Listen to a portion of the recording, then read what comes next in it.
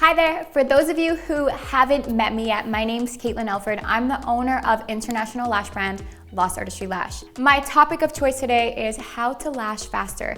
I could talk about this for ages, but I'm gonna try to make it as clear and concise and as fast as I possibly can. And the goal of this is to really show that you can lash faster without compromising the integrity of your client's natural lash health and the outcome of your set. That's so important because it's so easy to want to lash faster, but it's also equally as easy to compromise the outcome of your set, which we definitely don't want to do. Okay, first things first. This is for the newer lash artists, and I'm gonna get into the juicy details. So first things first is, please, if you are a newer lash artist, do not put too much pressure on yourself to lash faster. Timing will come once you perfect all of your techniques. And it is so important to make sure that you're really honing in on the small details that go into every single set. So perfect your placement, perfect your direction, perfect your styling. And with all of that, timing will surely follow. Let's get right into it. First up, choose the right tweezers. It's really important to have product knowledge because the products that you use make you as a lash artist. Let's look at isolation first. It's important to have a super fine pointed tip tweezer. Here at Lash Artistry, our Sunset Ultra and our tiny tip isolation tweezer, as well as our precision isolation, have the tiniest tip and the best curvature. This tiny tip helps you maneuver and weave in and out to isolate even the toughest natural lashes, curly natural lashes, unruly natural lashes, and super fine natural lashes. You need a tiny tip in order to effectively isolate.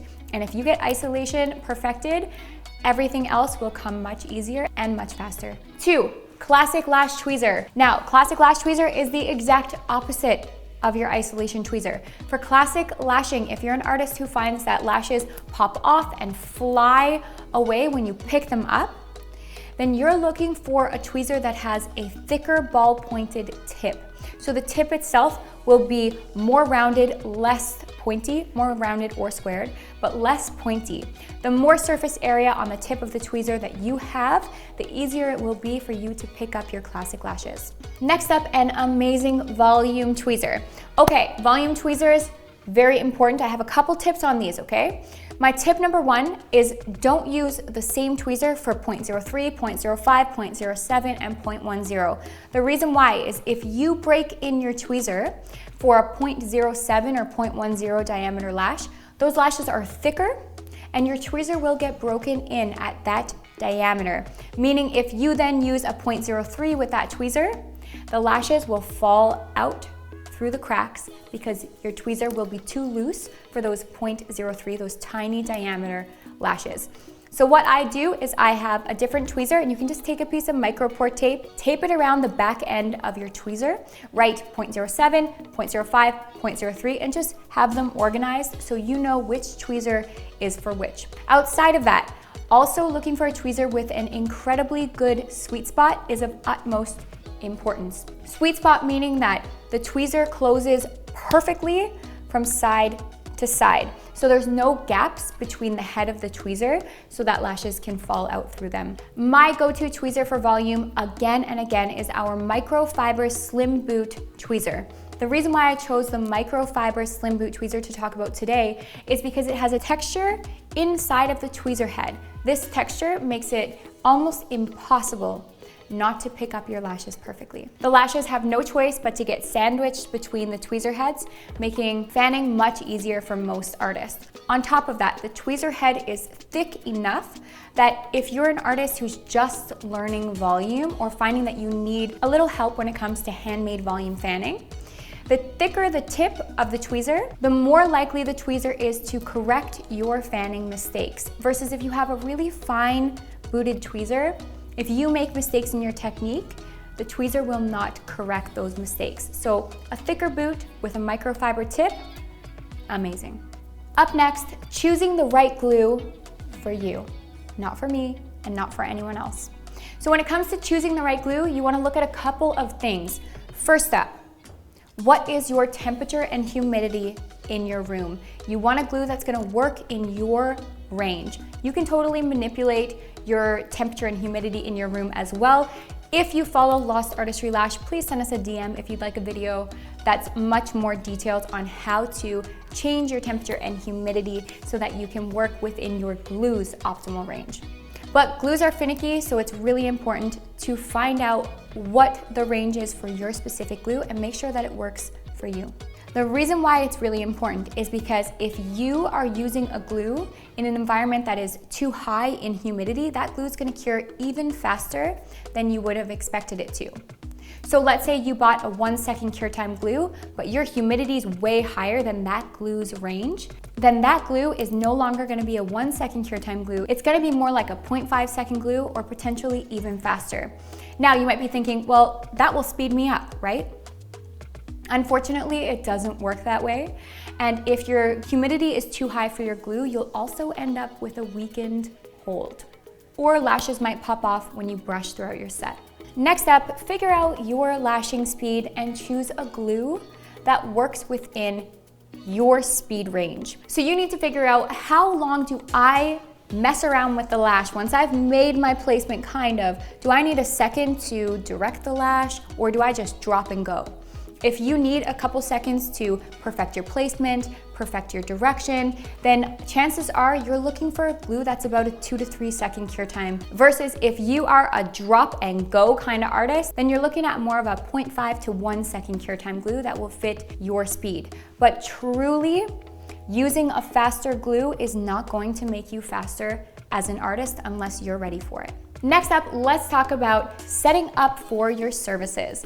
And I'm not just talking about setting up your lash bed before your client comes in, although I do encourage you to do that as well. But I'm also talking about planning the ins and outs of your service before your client is to come in and see you. Here at Lost Artistry, what we do is we start building our lash plan as soon as our clients book.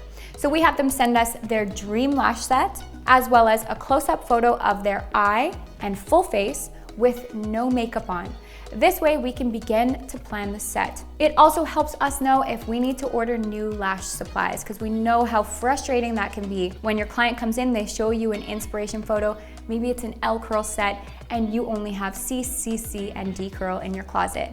That is not a good way to maintain a customer base. So you wanna make sure that you're starting your planning before they come in. Saves you time during the service, and make sure that you are ready for whatever walks in the door. Outside of that, guys, make sure you have extra tweezers on hand. Otherwise, you're having to book a good 15 minutes between every single service to get your bed ready, change everything, and disinfect all of your tweezers. Versus if you have a good 4 or 5 pairs of tweezers on hand, you can get through those services and disinfect them as you have time. So you're not relying on one pair of tweezers. On top of that, if you drop those tweezers, oh my goodness, the whole day is ruined. And your lashing is gonna be so much slower because you're gonna be working with a broken tweezer. And just like you should have extra tweezers on hand, you should also have extra blankets. So I personally wash every single blanket I use in between every single service. So I have to have a good 10 blankets on hand so I can always offer my client a fresh, clean blanket, and I'm not stressing myself in between services to go wash them. Basically, organization as a whole is extremely important. Let's think about our lash storage. We might have a closet, a drawer, whatever. We should have those organized by curl, diameter, dimension, so it's easy grab and go, and we know what we have. So let's say your client, even if you planned your client before they've come in, if they change their mind, it takes so long to go through every single box if it's not organized. Same with your glue, having your glue at your station in a glue home to keep it nice and fresh and within reach, instead of having to say, walk to the fridge to grab your glue, go back, put it in your dot, and bring it back to the fridge again. All these little things take so much time. And then the last thing I want to touch on when it comes to your setup is making your bed extremely comfortable. So obviously we want our clients to be as comfortable as humanly possible, but selfishly, if we wrap our clients in a comfortable cocoon and they fall asleep, we're gonna be faster at lashing. And the reason why is because they're not gonna be as fidgety, they won't be as encouraged to talk, they're just comfortable. And the more relaxed they are, the easier it is for us to lash them. All right, let's get into pre-service prep. Do not skip lash bath, guys. Not just for the obvious reason of the lashes need to be clean for every service to get good retention, but I hear time and time again, oh, I can't do a lash bath because it takes extra time. Should I charge for it? No. I mean, it's up to you if you want to charge for your lash bath, but personally for me, I don't. I cleanse the client because I know that if I am to cleanse them before the service, the lashes are going to connect better and faster. The eye pads, and this is a big one, the eye pads are going to stick better. And when I cleanse all the way under the eyes and all the way up to the eyebrow. Why? Because I also like to lash in layers. So I pull the lashes up using the eye pads. And if there's any oils on the upper lid or under eyes, the eye pads aren't going to stick. So pre-service cleanse is a non-negotiable for me, as is primer. You can use Band-Aid primer, which is just our basic primer. I highly recommend using this for oily clients. And I know that people say primer is drying for the lashes. Yes, it can be if you're using a harsh primer. But Band-Aid, for example, we have designed to be gentle yet effective. It actually smells fruity. Chances are if you're using a primer that smells really harsh, it is harsh. But we've added more soothing and toning down components to our primer, so it's effective in opening the cuticle, so the glue cannot just sit on the outer portion of the lash, on the hair shaft. Instead, it's gonna penetrate into the cortex of the natural lash, meaning that the glue is going to stay much longer. And it's gonna connect better as well. Okay guys, let's get into placement and application. Application-wise, it is so important to place your extensions 0.5 millimeters from the skin. The reason why is because your fills are gonna be faster. And our fills are our bread and butter. So we need those to be as fast as possible because those are our money makers. And if we place lash extensions further away from the lash line than 0.5 millimeters when initially placing, then the grow out makes it so you are gonna have to remove way more lashes at infill services, AKA taking much more time. On that note, make sure you have exceptional lash lighting. It's so important so that you can really see what you're doing. Isolation as a whole, I think isolation is the most important part of lashing. And if we can't see what we're doing, how can we expect to be faster? So lighting, very, very important. Also, placing your eye pads really snug close to the waterline so that there's no chance of exposed natural lashes popping through the eye pads so that they become kind of like an optical illusion when you're lashing. And you need that contrast between the eye pad and the upper natural lashes. So no exposed bottom layer lashes at all. On that note, don't rely on just one isolation technique for all clients. I promise you, every client will require something a little bit different. Play around with eye pads, tapes, holding your tweezers on different angles. And if you want a video on this, we have a free one on our YouTube channel. Again, shoot us a DM on Instagram. We are super available to chat on our Instagram if questions ever come up. Chances are we've already made a video on the question that you might have. So shoot us a DM and we'll happily send you a link. Another point on application and placement, lash both eyes at the same time, not just one eye and then the other eye. The reason why is, well, A, you'll get a much more symmetrical look, which is great. And B, no matter when you finish, no matter if you have 100% coverage or not, the set's gonna look complete. It's gonna look the same. It's gonna look balanced on both eyes. So, lash with strategy. I hear time and time again, how am I gonna get through this lash set? My client has 6 lash layers and 1 million natural lashes. And my answer is lash with strategy. So let's look at layering for 1 second. You have options. You can lash the bottom 3 layers. So start at the bottom layer and then lash the layer next to that and the layer next to that. That will look great. Or you can lash the bottom layer and then the top layer. I do that for textured lash looks.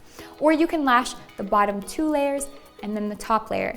The option is yours. It really comes down to the design that you're going for, which I totally wish I had time to get into today, but I just don't. But we have many courses. Again, reach out to us and we will happily offer a discount as a thank you for watching this video today off of one of our courses, because they truly are amazing. But anyhow, lash in layers. The fact is, if you lash the bottom layer and then the layer next to it, think about what the client sees when they open their eyes. They see those layers. They never see the lashes from the lasher's point of view. So let's say you take all this time and you're doing such an amazing job, and from your point of view, the lashes look exceptional. They look complete. And then the client opens up and it's like, what is there's just so many natural lashes here. So avoid that from happening. Lash the bottom layer first. That's of utmost importance. Get that out of the way and then lash the rest of the layers. And I promise you, your client will be happy. All right, I feel like I'm almost over time, but I'm gonna give you just a couple quick time savers that are going to, right out the gates, change your lash life. Number one, stop brushing the lashes all the time. I know it looks really cool and it's aesthetic to brush through the lashes, but you wouldn't believe how much time that takes. Same with your air blower for number two. Don't blow the lashes constantly while you're working. There's no need for that. If you always have to use an air dryer, chances are you're either using too much glue or you need a faster cure time glue. Three, less talking while we lash. When our clients are talking, their eyes flicker or their cheeks move, which makes us slower, and we're finicking with isolation and placement to meet them where their head's at. And as humans, we're just slower when we talk. We talk with our movement. Four, tilt your client's head back. So take their chin, move it back. That will help you see so much more. It'll help isolation. It's gonna help the whole service just run so much smoother. And lastly, have a clock close by that isn't your phone. It's so easy to get distracted by our phones when it's right there on our station. You can see messages popping up, and quite honestly, it's just distracting. And it's all those little things that make a huge difference to the timing of your lash set. Thank you so much for taking the time to hear what I have to say. And if you don't follow us right now, be sure to do so. Our socials are right here. We're on all platforms. And again, if you have any lash questions, don't hesitate to reach out to us.